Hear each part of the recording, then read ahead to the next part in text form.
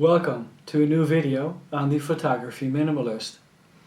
The last 2 days have been very busy days. On Friday I was in Alkmaar with my Revue 66, which is actually a Salyut medium format camera, and I only took along the 65mm wide angle lens. And yesterday I thought it would be a good day to go out and find the other Walzkorpersperre and only take out my Fuji X10. As I mentioned in a previous video, there are still two Walzkorpersperre entrances to the Atlantic Wall that are still in existence today in the whole of Europe, and both of them can be found in the Netherlands. In the previous video I showed you the Walzkorpersperre in IJmuiden, and this time it took me a lot of walking. I think it's about 13 kilometers that I walked in total to finally find the Walzkorpersperre in Zandvoort. So this is a two-part video.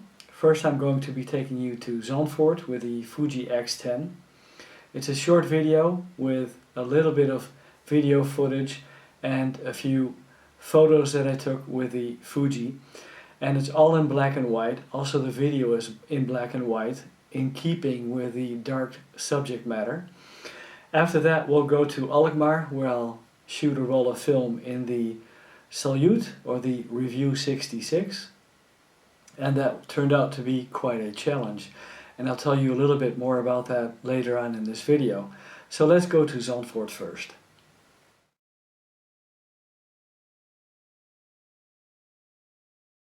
Well, after a long walk I finally made it to the Walzkorpersperre. Last time I mentioned it was a Walzkorperstelle. It's a Walzkorpersperre.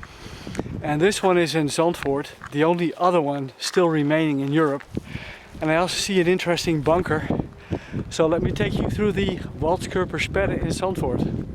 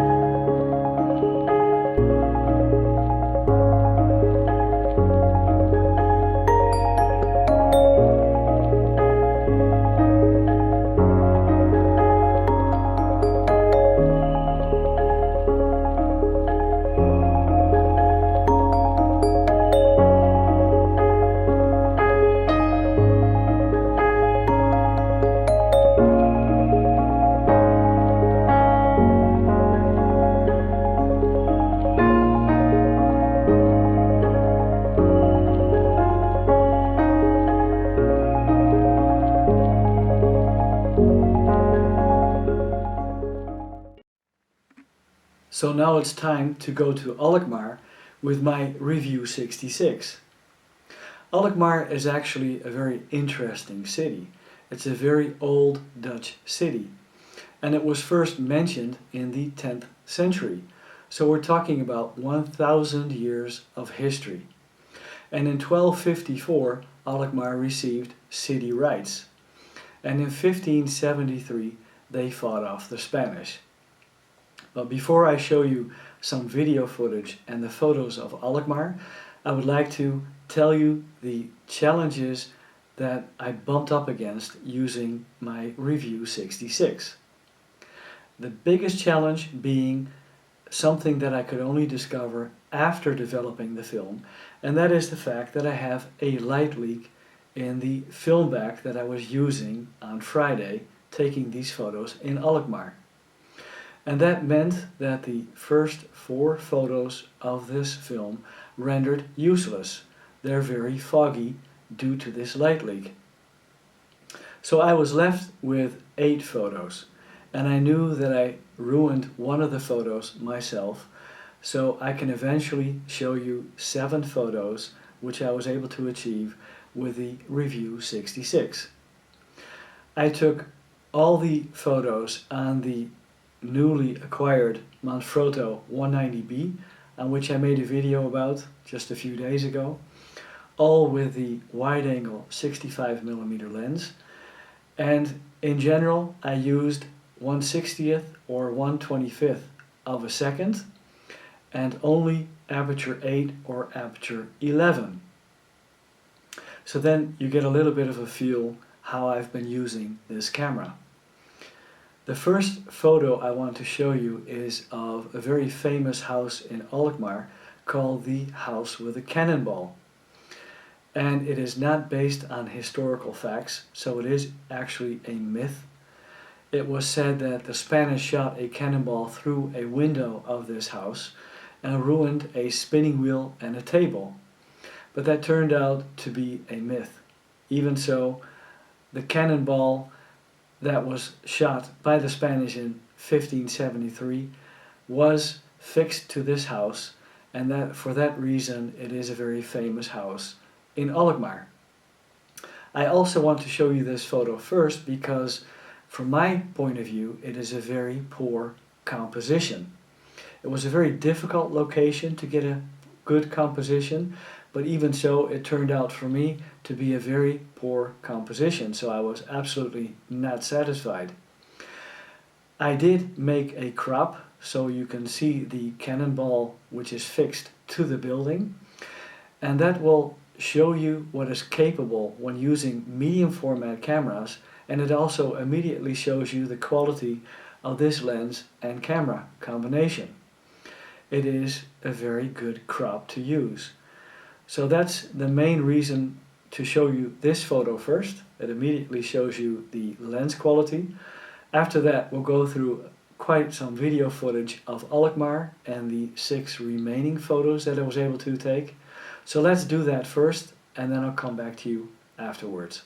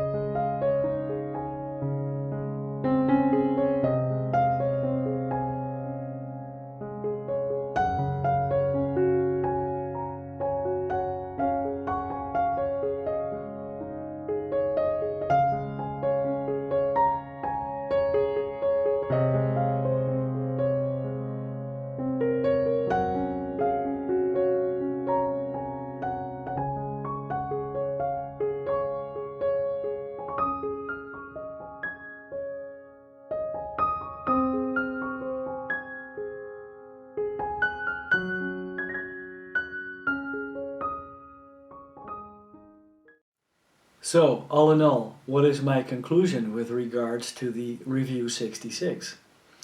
Well, to be honest with you, I still do not have a conclusion. This was only one roll of film and eventually 7 out of 12 images. Not enough to base any conclusion on. What I can tell you though is that the lens quality did very much surprise me with regards to sharpness.